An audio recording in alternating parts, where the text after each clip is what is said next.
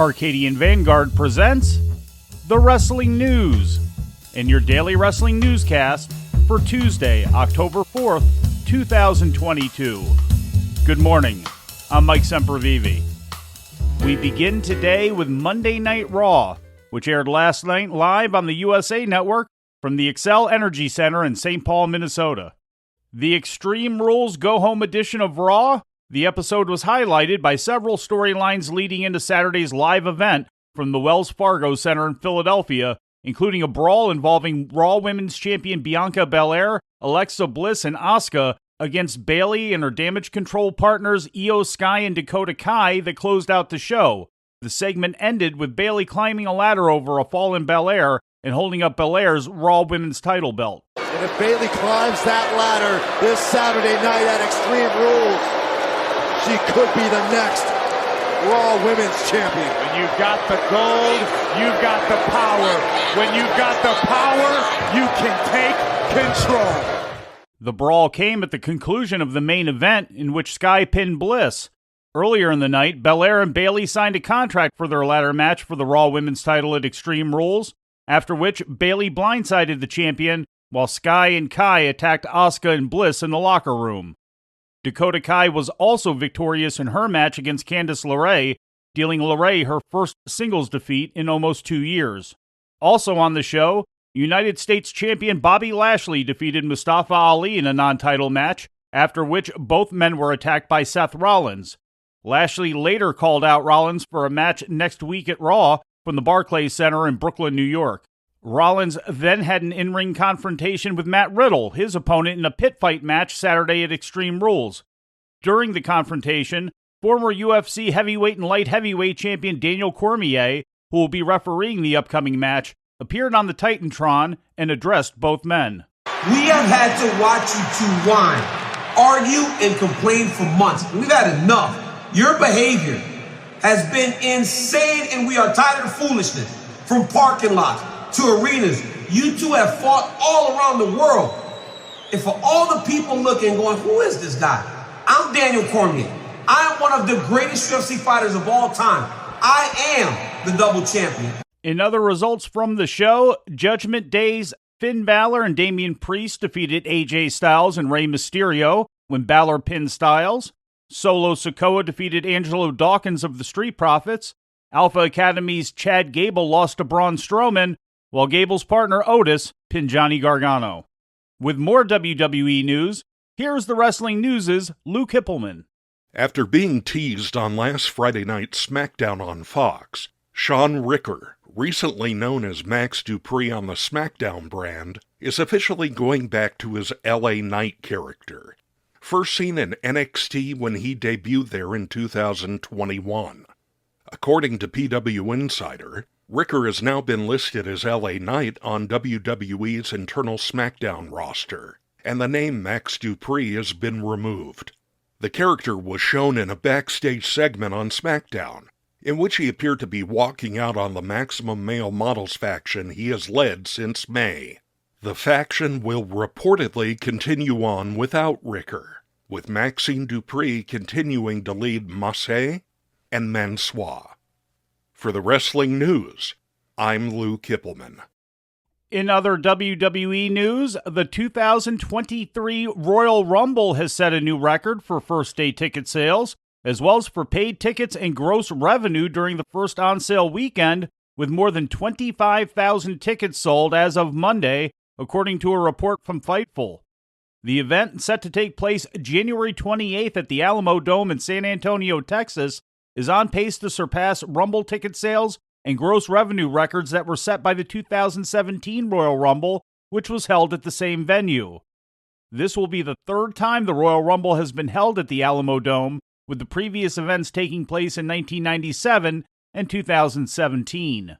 In ratings news, last Friday's WWE SmackDown live on Fox from Winnipeg, Manitoba, drew an average of 2.207 million viewers, down from the previous week's 2.535 million, according to Showbuzz Daily.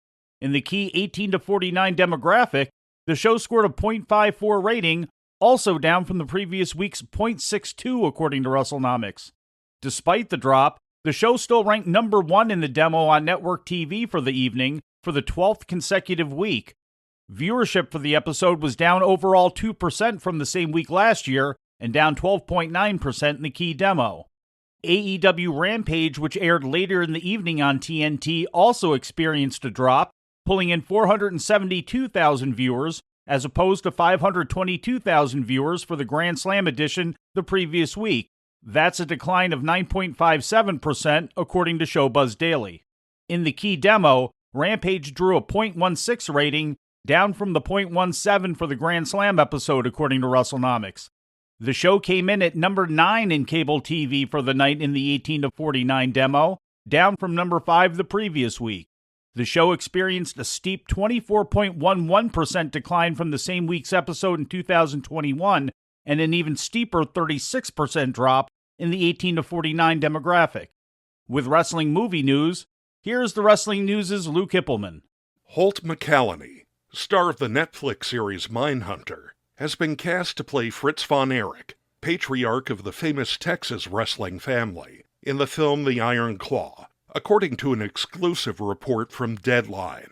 McCallany has also appeared in Nightmare Alley alongside Bradley Cooper, and recently finished work on Mission Impossible Dead Reckoning, in which he co-stars with Tom Cruise. Already cast in The Iron Claw are Zac Efron as Kevin Von Erich, Jeremy Allen White as Kerry Von Erich, and Harris Dickinson as David Von Erich. The film is still in pre-production, and a release date has yet to be announced. The film is being produced by A24, with Sean Durkin as the writer and director. For the Wrestling News, I'm Lou Kipilman. Moving to Japan, in the wake of their 5-star Grand Prix tournament coming to an end, during a press conference on Monday, top women's promotion Stardom announced a slew of matches and cards coming up, leading them into the new year. An expected championship match was made official as Grand Prix tournament winner Julia will face World of Stardom champion Syuri Kondo for the company's top title on December 28th at Tokyo's Sumo Hall. The company also announced the pairings for their annual Tag League, which begins on October 23rd, several title matches to take place on their upcoming tour, as well as announcing their annual January 3rd show will take place at the Yokohama Budokan. The event may take on increased meaning this year, with Stardom wrestlers being assimilated into New Japan Pro Wrestling shows, including the finals of the IWGP Women's Championship Tournament taking place the next day at the Tokyo Dome. Over in All Japan Pro Wrestling, that company also announced upcoming shows and matchmaking as a part of their ongoing year-long 50th anniversary tour.